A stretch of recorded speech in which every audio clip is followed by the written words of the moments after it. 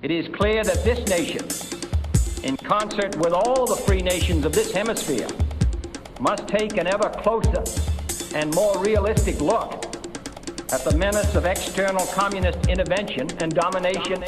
Next on the CIA's list was Cuba. The attempt to destabilize this country would prove to be the CIA's worst nightmare. Cuba, under the leadership of General Batista, thrived on corruption and bribery.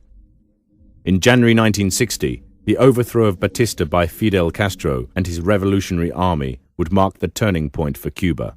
December of 1959, Castro does a major policy speech in Havana, announces he's a communist. Now he's upset not just the American mafia, but now the American government. A communist country a few hundred miles off the shores of the USA was seen as the ultimate threat. In the interest of American banks and sugar industry, Castro too had to go. However, they underestimated the strength of Cuba. The Cuban army was well prepared to defend their independence with their lives if necessary. The agency soon realized that the removal of Castro would prove more difficult than they initially thought. It is clear that the forces of communism are not to be underestimated in Cuba or anywhere else in the world. The advantages of a police state, its use of mass terror and arrest to prevent the spread of free dissent, cannot be overlooked. If the self-discipline of the free cannot match the iron discipline of the mailed fist, then the peril of freedom will continue to rise. It was then that plans were put into place for the Bay of Pigs invasion. Under the guidance of Covert Operations Director Richard Bissell, 1,500 men, backed by full U.S. naval and air support, were to make a D-Day-style landing on the beach of Playa Girón on the Bay of Pigs.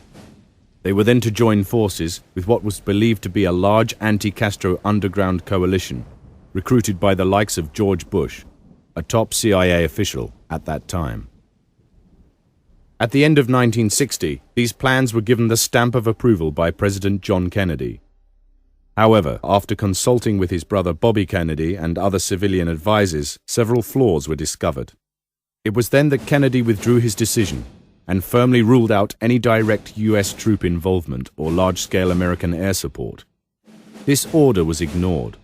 Dulles assumed that the new young president would be unable to refuse any needed support in the heat of battle if things went wrong.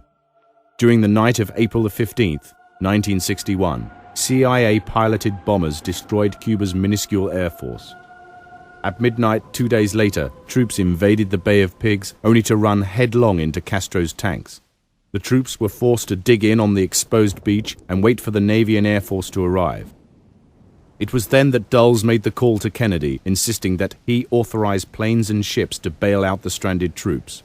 Much to his surprise, the president flatly refused, leaving them to defend themselves. Gallant Cuban refugees must have known that they were chancing, determined as they were against heavy odds, to pursue their courageous attempts to regain their island's freedom. But Cuba is not an island unto itself, and our concern is not ended by mere expressions of non-intervention or regret. Although Kennedy accepted full responsibility for the fiasco, he felt betrayed and was determined to destroy the agency to prevent it happening again. Over the next few years, the CIA's intent on removing Castro designed several failed attempts on his life, including contaminating his cigars with LSD, a pill containing botulin toxins designed to make him ill, a seashell that would explode and kill him while he was scuba diving, contamination of his wetsuit with a fungus that would give him a deadly skin rash. In October 1963, Kennedy ordered the agency to cease all assassination attempts. He then made efforts with the help of Special Advisor to the U.S. delegation at the UN, William Atwood, to develop closer ties with Cuba. On November 17, 1963, Atwood reported that he had been invited to a meeting in Havana. It was the dawn of new U.S.-Cuban relations. However, this progress was stopped short when 5 days later, President Kennedy was shot in the head in a motorcade through Dallas. The CIA could now, without any revolutionary presidential interruptions, return to creating anti-communist propaganda and sabotage.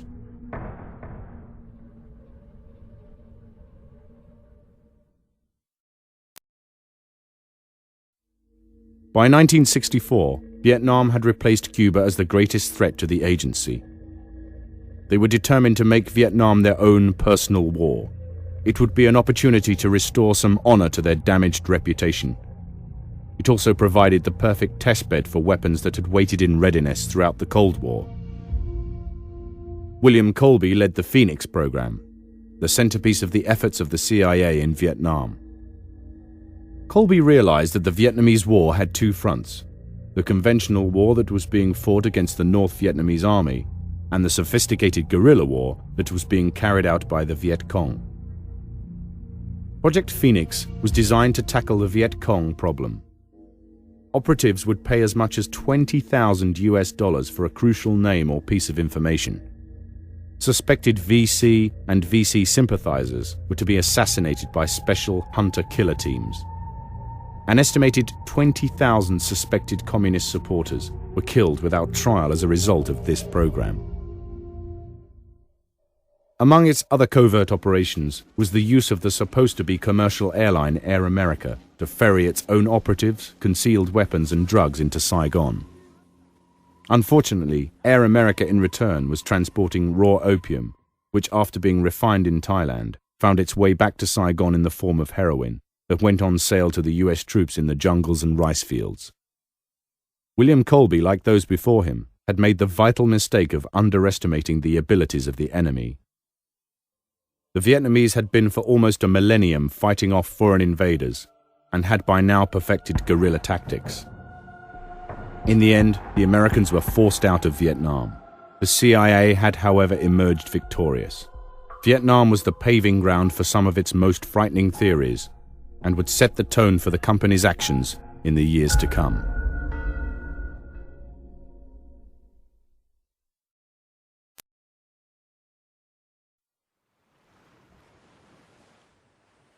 Grenada was invaded by the US military in October 1983. America, in response to the assassination of Maurice Bishop, had acted to restore stability by reinstating democracy.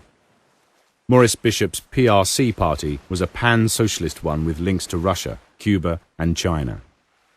His goal was to implement social reform in the island so that the population would enjoy relative equal opportunities and a good standard of living.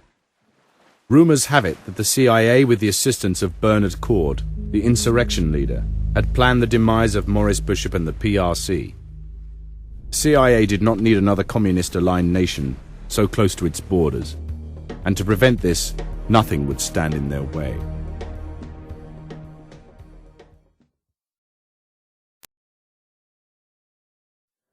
Manuel Noriega helped the Mexican Air Force control the movement of cocaine from Colombia and Bolivia through Panama and into the US. Noriega's life was threaded through corrupt Panamanian politics since the 1960s. His career of drug trafficking and money laundering profited from the close cooperation with the DEA, who arrested his competitors. Noriega had enjoyed a long stint on the CIA payroll in return for many services, such as helping the covert wars against Salvadoran rebels and his offer of assistance to Oliver North. Noriega's arrogance later became an embarrassment to the Bush administration.